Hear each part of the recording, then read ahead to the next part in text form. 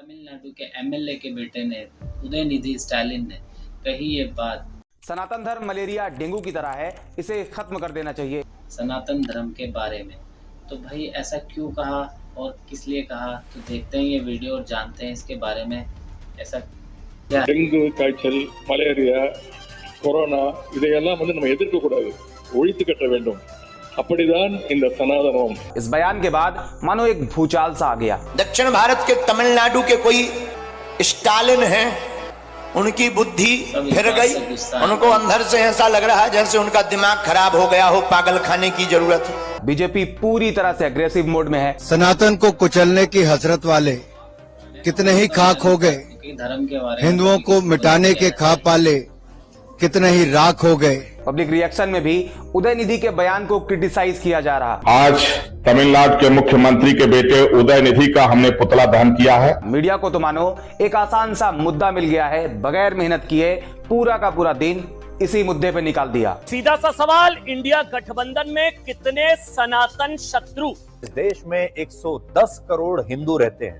उस देश में अभिव्यक्ति की आजादी के नाम पर सनातन धर्म को जड़ से उखाड़ फेंकने की बात कहना। और ये जो उदयनिधि स्टालिन का बयान इतनी चर्चा में है वो यूं ही नहीं है, क्योंकि उदयनिधि कोई आम इंसान नहीं बल्कि वो तमिलनाडु लेजिस्लेटिव असेंबली मेंबर हैं, तमिलनाडु की रूलिंग पार्टी डीएमके से विधायक हैं, तमिलनाडु के चीफ मिनिस्टर एमके स्टालिन के बेटे हैं। एंड सबसे strong point, MK Stalin India alliance का हिस्सा हैं। ऐसे में उनके बेटे उदयनिधि स्टालिन के इस एंटी सनातन स्टेटमेंट पर इतनी चर्चा होनी ही थी। और ये पहली बार नहीं जब सनातन को मिटा देने की बात तमिलनाडु से कही गई है, बल्कि इससे पहले साल 2018 में कहा गया था सनातन को जड़ से उखाड़ फेंकेंगे।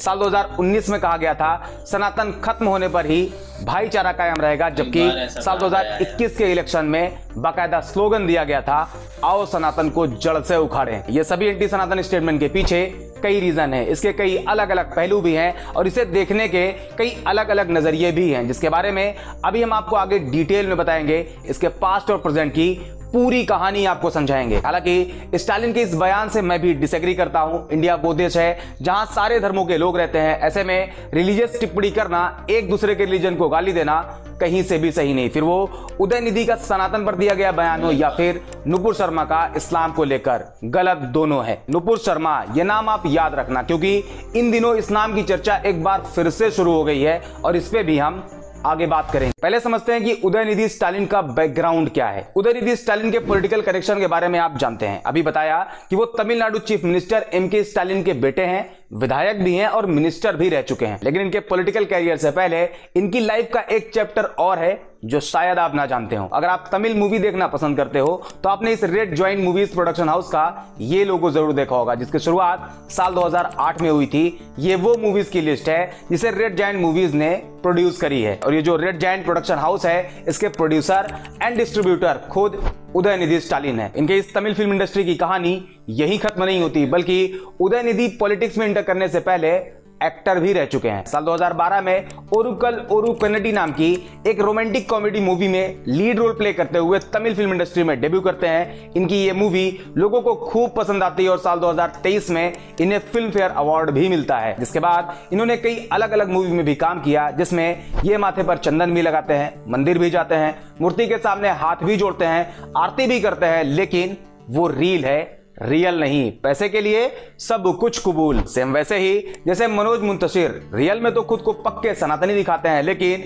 रील में पैसे के लिए उसी सनातन को बदनाम करते हैं। परेश रावल ये भी कहने को पक्के सनातनी हैं, जबकि OMG मूवी में सनातन को ही टारगेट करते हैं। अक्षय कुमार की भी राष्ट्रवादी और पक्के सनातनी वाली इमेज है, लेकिन वो भी OMG जैसी मूवी में सनातन को ही टारगेट करते हैं। और यही काम उदयनिधि ने भी किया है, लेकिन वो रील है, रियल नहीं। ये था इनकी लाइफ का एक चैप्टर। जबकि साल 2021 में उदयनिधि तमिल फिल्म इंडस्ट्री छोड़ पॉलिटिकल पिच पर डेब्यू करते हैं और इलेक्शन जीतकर विधायक बनते हैं। और फिर ये सनातन धर्म मलेरिया डेंगू की तरह है, इसे खत्म कर देना चाहिए जैसा बयान देते हैं। जबकि तमिलनाडु की पॉलिटिक्स में ये बयान या इनकी ये सोच कोई नई नहीं, बल्कि इसका एक लंबा इतिहास है, जिसे द्रविड़ पॉलिटिक्स या फिर द्रविड़ आंदोलन के नाम से जाना जाता है। द्रविड़ इस वर्ड का इस्तेमाल तमिलनाडु के जो मूल निवासी हैं उनके लिए किया जाता है, जो कि एक संस्कृत वर्ड द्रविड़ से निकलता है। ईवी रामास्वामी, जिन्हें पेरियर के नाम से जाना जाता है। SC/ST कास्ट कम्युनिटी पेरियर को अपने लीडर के तौर पर देखती है। साल 1920 के दशक में पेरियर एक मूवमेंट की शुरुआत करते हैं जिसे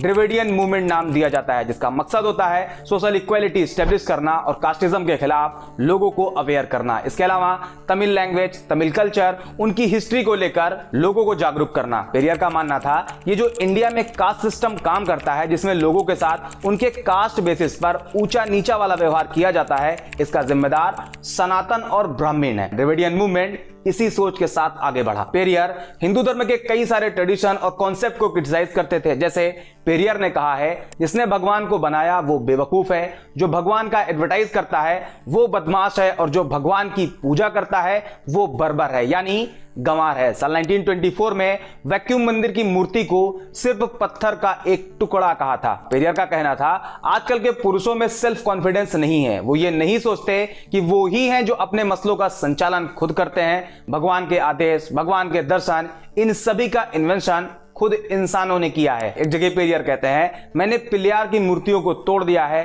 राम की तस्वीरें जला दी हैं। अगर मेरी इन बातों और इन कामों के बावजूद हजारों लोग मेरी सभाओं में इकट्ठा हो जाते हैं तो यह दर्शाता है कि उनमें सेल्फ रिस्पेक्ट और विजडम का उदय हो चुका है। सनातन धर्म को लेकर पेरियर इस तरह की कई सारी बातें किया करते थे, जिसमें हिंदू स्क्रिप्चर्स को क्रिटिसाइज करना, हिंदी और संस्कृत लैंग्वेज का अपोज करना जैसी चीजें भी शामिल थी। रामायण के बारे में पेरियर की क्या सोच थी उसके बारे में मैं आपको बस एक लाइन में बताता हूं। पेरियर का कहना था, रामायण द्रविड़ों को आर्य जाल में फंसाता है, उनके सेल्फ रिस्पेक्ट को खत्म करता है और उनके डेवलपमेंट को रोकता है। रामायण हिंदुइज्म को लेकर पेरियर ने तो बहुत कुछ कहा है, जिसे सिर्फ एक वीडियो में कवर करना थोड़ा मुश्किल है, इसलिए हम थोड़ा स्किप करते हैं और थोड़ा आगे चलते हैं। साल 1994 में पेरियर अपने इस ड्रेविडियन मूवमेंट और अपनी इन्हीं बातों की वजह से इतने हाईलाइटेड फेस बन चुके थे कि उन्होंने अपनी एक political party Dravida Kazhagam DK बनाई, ताकि वो अपनी बात पॉलिटिकल लेवल पर भी रख सकें, और यहीं से Dravidian movement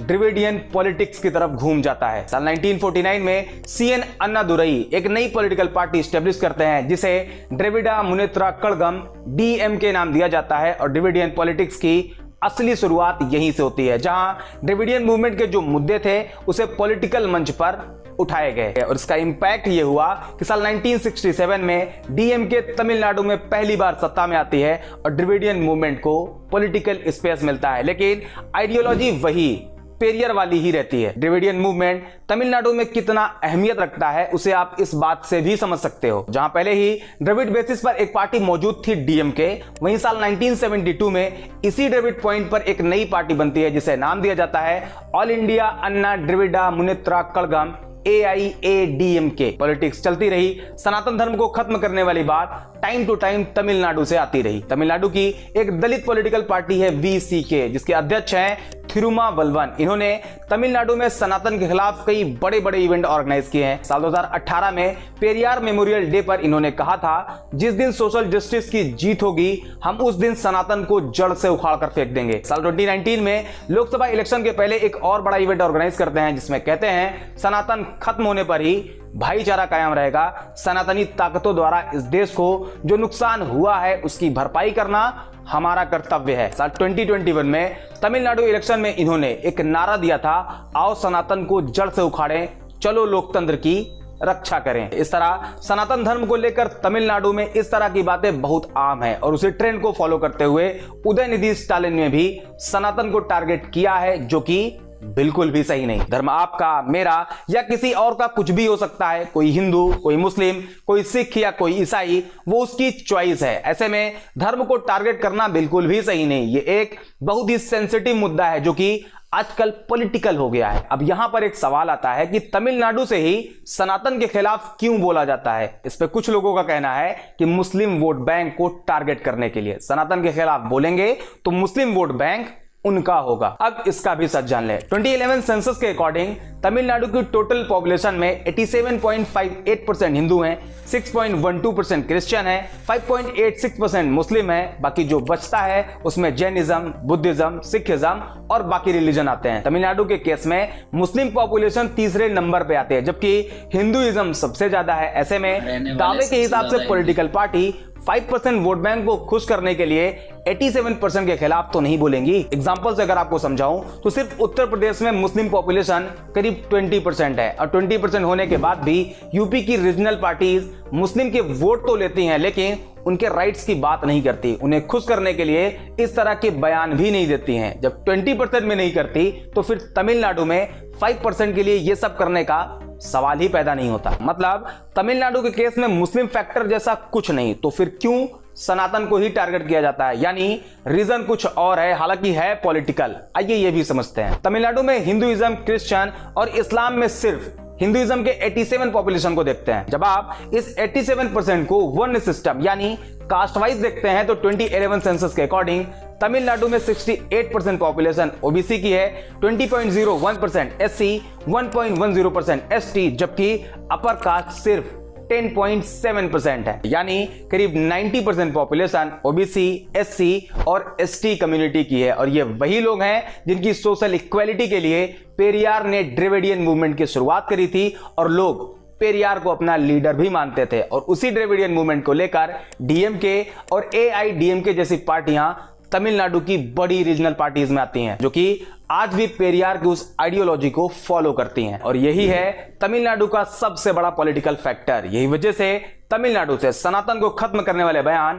time to time आते रहते हैं। और उसी का एक एग्जांपल है उदयनिधि स्टालिन द्वारा सनातन पर दिया गया। अब आते हैं एक्शन के रिएक्शन पर। उदयनिधि के बयान के बाद पूरी की पूरी बीजेपी हाइपर एक्टिव हो गई। होम मिनिस्टर ने भी इस पे अपनी बात कही। लोगों ने वोट बैंक की और तुष्टीकरण की राजनीति करने के लिए सनातन धर्म को समाप्त करने की बात की है।